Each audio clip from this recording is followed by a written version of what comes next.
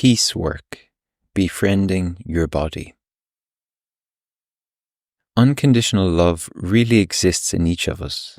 It is part of our deep inner being. It is not so much an active emotion as a state of being. It's not, I love you for this or that reason. Not, I love you if you love me. It's love for no reason. Love without an object. A quote by Ram Dass. Everything we have ever experienced in our lives is accumulated in our bodies. Even when we only imagine or dream things, the body reacts. In terms of directness and sincerity, our body awareness can be compared to how toddlers express themselves. The body reacts without thinking, expressing immediately what it feels. It responds to what we imagine.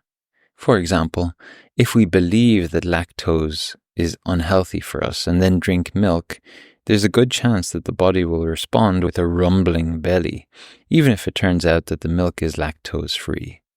Whether consciously or unconsciously, the body reacts to all of our thoughts and inner focus.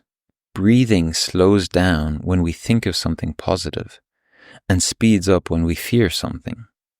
Breathing is unique because, unlike most other bodily functions such as the heartbeat, pulse, digestion, etc., we can consciously control it. We can directly access and influence this bodily function. The first essential act of self-empowerment begins with the very first breath we take on our own after being disconnected from the umbilical cord. We learn about the functions of our body during childhood.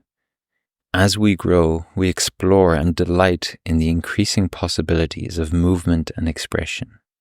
We discover the body through joy as it continues to grow and develop. We express ourselves through the body and don't hold anything back.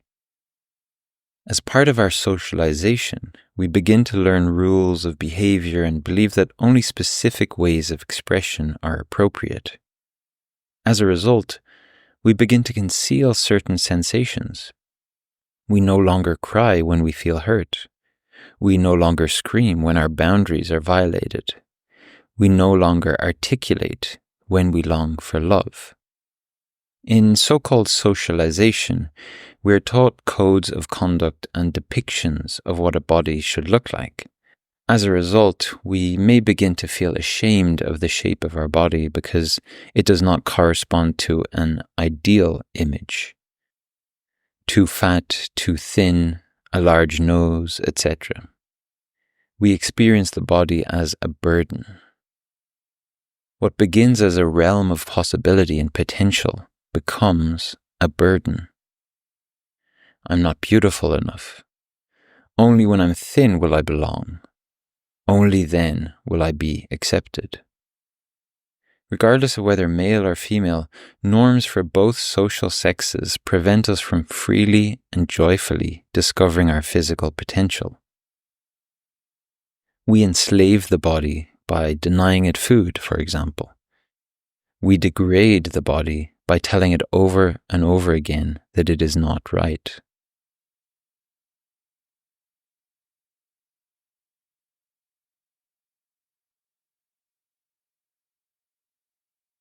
With its childlike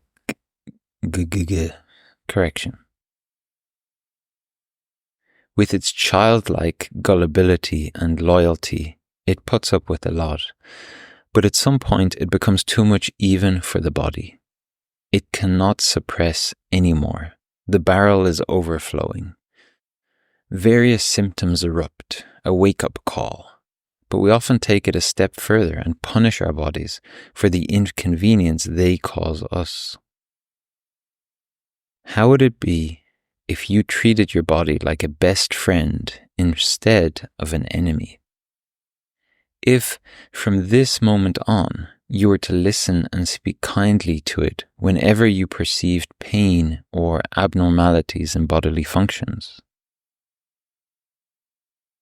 All experiences of suppression and abuse caused by ourselves and others are stored in the body because we have forbidden it to express its needs. The body carries fear and deficiency because it has been punished and told that it is too much or too little. The cells of our bodies are understandably afraid. We've turned them from friend to foe. If, while reading these lines, you realize that you may have mistreated your body and that you are sorry, tell it so. An experiment for daily life. Ask your body for forgiveness whenever you realize that you have misjudged your body's boundaries instead of respecting them. Correction. Ask your body for forgiveness whenever you realize you've misjudged your body's boundaries instead of respecting them, just like apologizing to a friend you've wronged. Ask your body what it needs and how you can make peace with it now. It's never too late to befriend your body again. Everything is stored in the body, meaning you can access and retrieve anything anytime and allow old wounds to heal. Avoid feeling guilty during this forgiveness process. There is nothing to blame, just unconsciousness.